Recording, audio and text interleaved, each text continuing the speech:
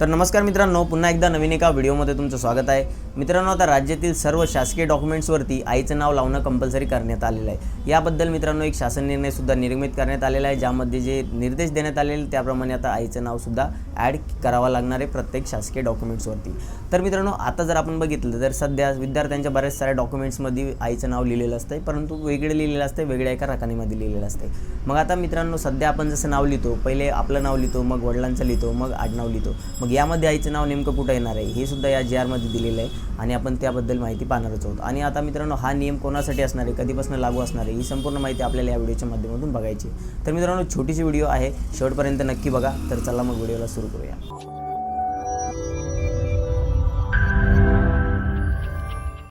तर मित्रांनो, आता शासन निर्णय तुमच्या समोर आहे। शासकीय दस्तऐवजावर आईचे नाव बंधनकारक करण्याबाबत आहे।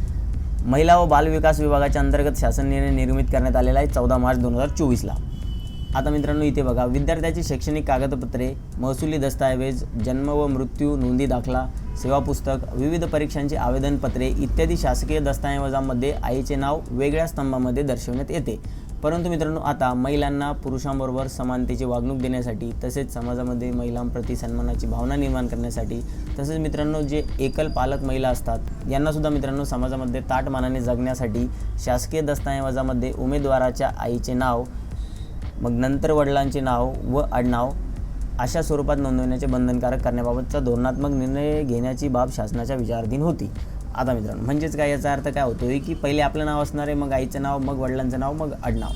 आता शासन निर्णय इथे समजून घेऊया। खालील शासकीय दस्तऐवजामध्ये आईच्या नावाचा समावेश वेगळ्या स्तंभामध्ये न दर्शविता उमेदवाराचे नाव, त्याच्यानंतर आईचे नाव, नंतर वडिलाचे नाव व आडनाव अशा स्वरूपात नोंदविण्याचे बंधनकारक करण्यास शासन मान्यता देत आहे। आता मित्रांनो, हा जो निर्णय आहे तो 1 मे 2024 नंतर जन्मलेल्या व्यक्तींना लागू राहणार आहे। लक्षात घ्या मित्रांनो, हा जो निर्णय आहे तो 1 मे 2024 नंतर जे जन्म घेतील त्यांच्यासाठी हा नियम असणार आहे।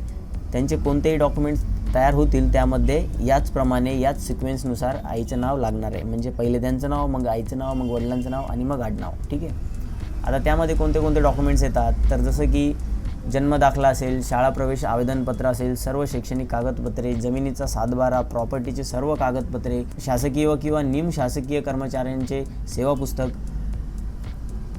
सर्व शासकीय निमशासकीय कर्मचाऱ्यांच्या सॅलरी स्लिपमध्ये म्हणजे वेतन चिठ्ठी जी सॅलरी स्लिप असते त्यामध्ये सुद्धा मित्रांनो नाव येणार आहे आईचं। शिधा वाटप म्हणजे पत्रिका म्हणजेच राशन कार्ड, मृत्यू दाखला अशा प्रकारचे जे काही शासकीय कागदपत्र असतील मित्रांनो त्यामध्ये आईचं नाव कंपल्सरी असणार आहे। तर मित्रांनो, ही एक महत्त्वाची माहिती आहे की कधीपासून हा नियम लागू होणार आहे, कोणासाठी होणार आहे आणि कशा पद्धतीने आता आपल्याला नाव लिहायचं आहे। परंतु मित्रांनो, आता अजून खाली काही माहिती देण्यात आलेली, ती जर तुम्हाला वाचायची असेल तर या GRची लिंक मी व्हिडिओच्या डिस्क्रिप्शन बॉक्समध्ये देणार आहे, तुम्ही तिथून डाउनलोड करून वाचू शकता। त्यामध्ये मित्रांनो हेच देण्यात आलेलं आहे की आईचं नाव कुठं लिहायचं हे वेळोवेळी जेव्हा शासन निर्णय काढण्यात आलेले होते आणि त्या पद्धतीने नाव लिहिण्यात आलेलं होतं, ते केव्हा कोणता शासन निर्णय काढण्यात आलेला होता इथं सांगण्यात आलेलं आहे। ते जर तुम्हाला वाचायचं असेल तर तुम्ही नक्की वाचू शकता मित्रांनो। आणि दिलेली माहिती जर तुम्हाला आवडली असेल तर व्हिडिओला नक्की लाईक करा आणि आपल्या चॅनलवरती पहिल्यांदाच आलेला असाल मित्रांनो तर चॅनल नक्की सबस्क्राईब करून ठेवा। भेटूया मित्रांनो नवीन माहितीसह नवीन व्हिडिओमध्ये, तोपर्यंत धन्यवाद।